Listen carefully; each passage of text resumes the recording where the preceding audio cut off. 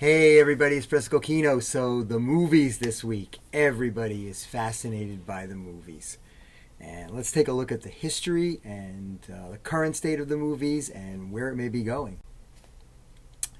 So the idea of persistence of vision.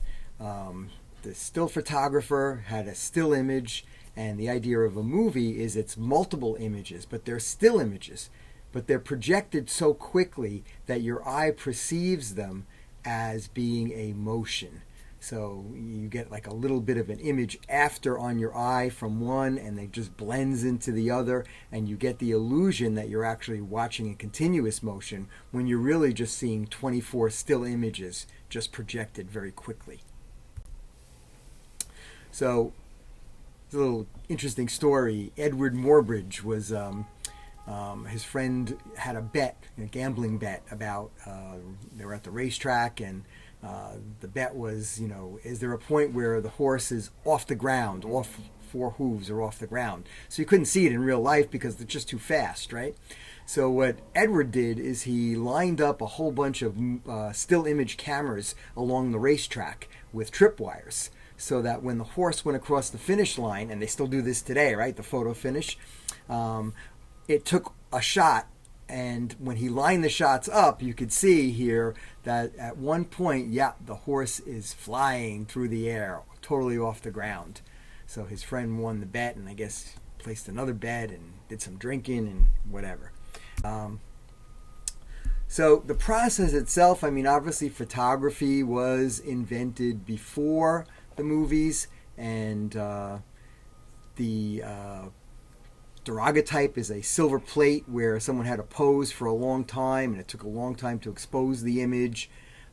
Dixon actually created a Kinetoscope, which was able to photograph 40 frames per second, and that was able to achieve this kind of motion, kind of like a flip book, right?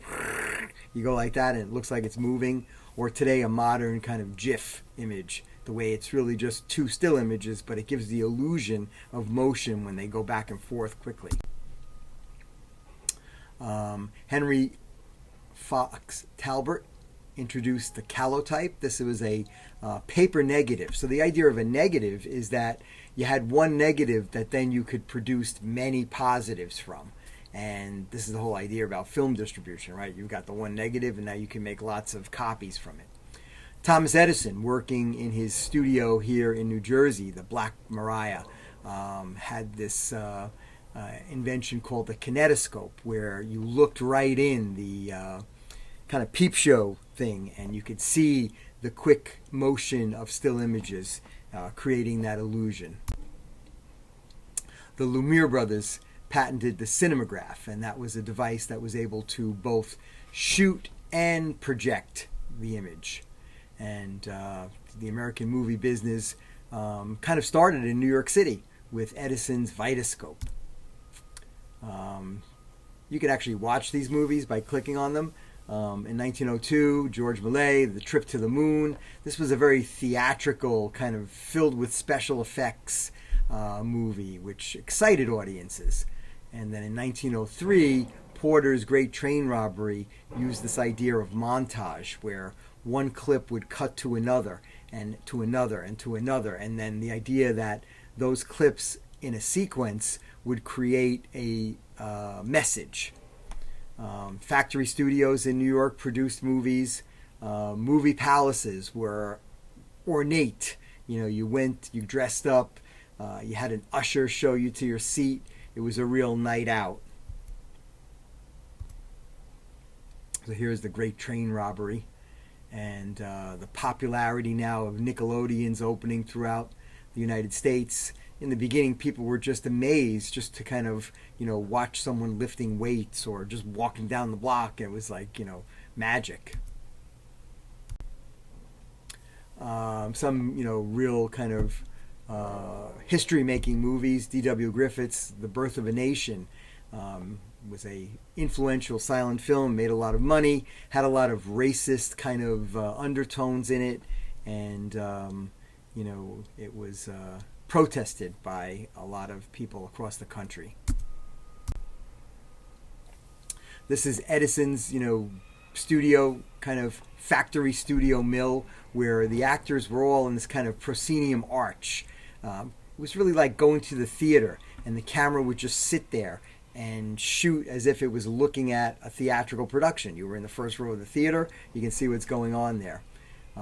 He also had this motion picture patents company where he would say that, you know, all films had to go under lots of regulations. So they had to be one reel, they had to be 12 minutes, they had to have certain things in there. And a lot of producers were like, you know, why do we need to do this? So in order to escape this, they went out to California, they went out to the West Coast, they got away from New York.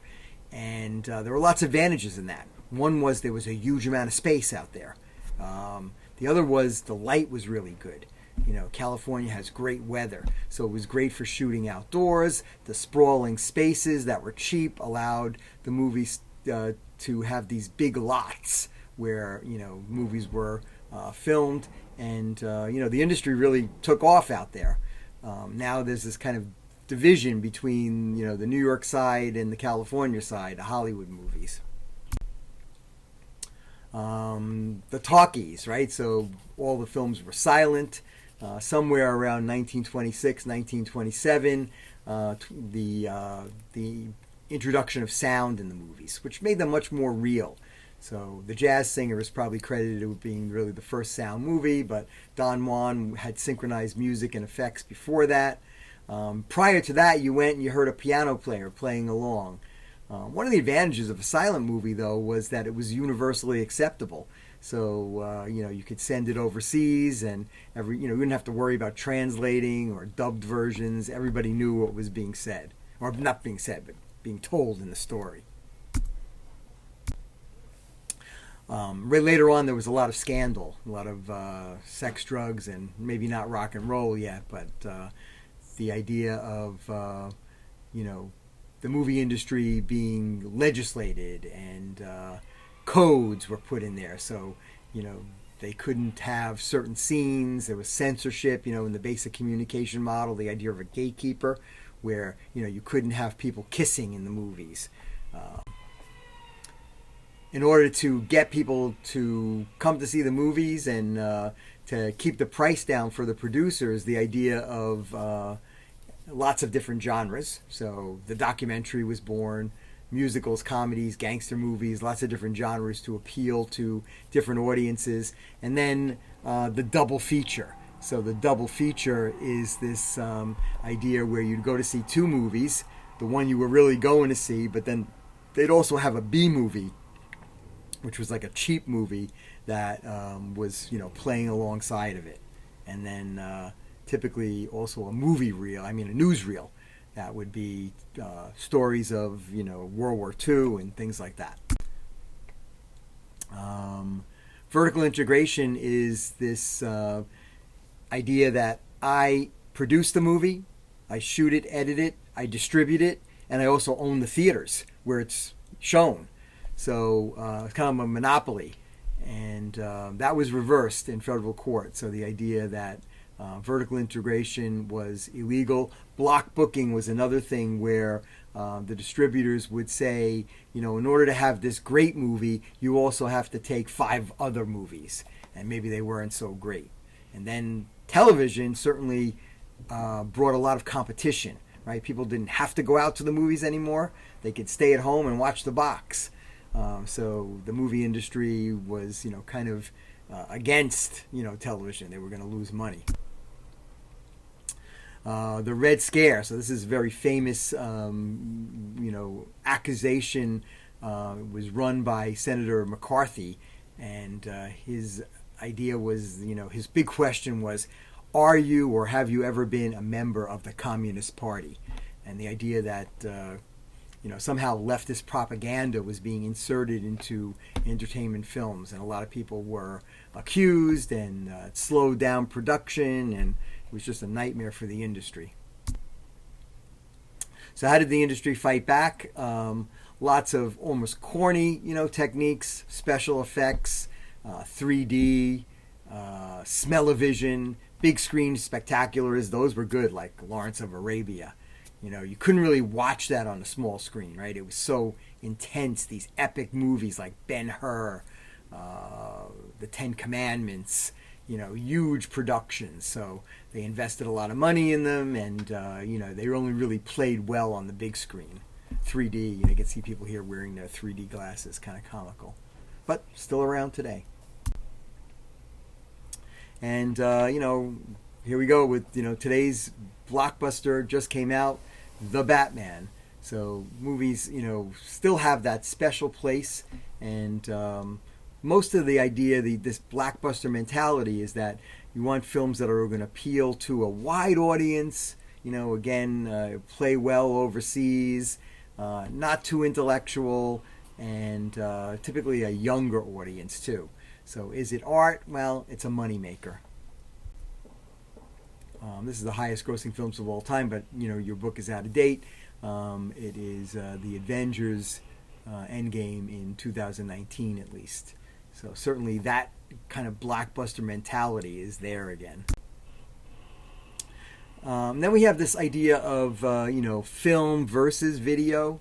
So film was always considered the more artistic of the media, and video was kind of like the commercial TV, sitcom, cheapo drama, soap opera kind of thing like that. Now, of course, with digital production, it rivals the quality of film. You can see it right away. You don't have to send it to a lab to be developed. So it has this, kind of competition with film, and actually it's winning. So a lot of film companies today are not shooting on celluloid film anymore. They're shooting actually digitally. Can be an expensive proposition, right? You gotta call the babysitter maybe, or you gotta drive to the movie theater and spend gas, or get there somehow, take a taxi. Then you get there, popcorn is $40, and before you know it, it's costing you over $100 to go see a movie. Can be an expensive date. Okay, the idea of conglomeration, which we studied in previous chapters, where the big, corporations are buying up, and they really own all these different media kind of outlets. There are some independent studios too, though, that are having a free voice. But still, the idea of that blockbuster mentality, and I put this in because this was one of the first blockbusters that I went to see, Back to the Future 2. Other things are, the idea of research. So, having a focus group, showing people part of a movie, seeing what they think about it, maybe having multiple endings, right, and asking people which one they like the best. Tentpole is the idea that you have one blockbuster movie that then holds up other movies. Franchise films like Friday the 13th, part 120, I don't know. And then the idea of other intellectual properties, so movies based on TV shows, kind of going the other way now, right? Movies based on books, movies based on comic books or magazines and things like that. And then we have the idea of product placement and merchandising. Of course, as advertising, marketing, communication students, the idea of building that merchandising right in there. So the film appeals to, say like Toy Story, for instance, right? So, Buzz Lightyear to the rescue. You go to the toy store, your kid definitely wants a Buzz Lightyear doll. So how is the industry changing? Again, this relationship between theatrical release, television release, internet release, satellite distribution, there's all this kind of convergence and sharing again. It used to be that films would have a 90-day run before they went to DVD or television or Netflix. Now it's been reduced to 45 days. That's called the theatrical window. Microcinema is another technique, the Blair Witch Project, very cheaply made, kind of what I might call guerrilla filmmaking. Microcinema is what your book calls it. So the idea that, if people are really interested in the topic, they'll go for it. You don't have to spend millions and millions of dollars on production. What is the other one? There's another one, I can't think of it right now. that's used this technique where it was very cheaply shot, but people liked the content.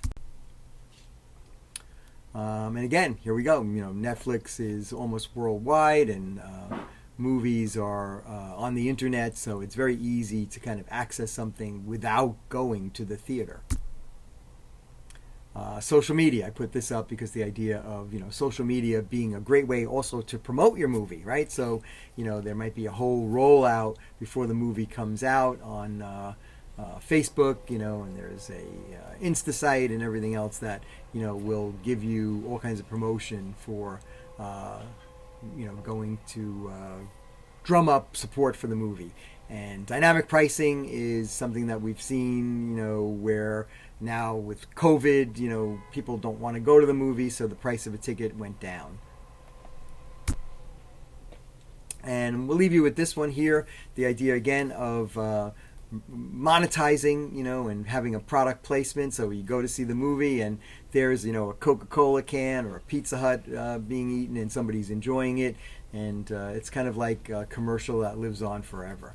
One of the things about movies in the beginning was that they were this non-commercial thing. You bought your ticket and you went to see the movie. You didn't have to deal with television commercials and interruptions and things like that. But now, the product placement is woven in there, and there's also, you got to sit through, 20 minutes of commercials at the beginning. I just paid, $20 for a movie ticket. I'm going to sit there and watch, commercials. Why am I here? Kind of thing. Enjoy reading this chapter. I think it was a great chapter, and you may want to choose this for your final project. Remember, the final project, I'm developing it a little bit more for you. I'm thinking a 4 to 6 page paper that also has a accompanying PowerPoint presentation, kind of like what I'm doing here. So enjoy it. Let me know if you have any questions, and if you need any help with anything, don't hesitate to message me.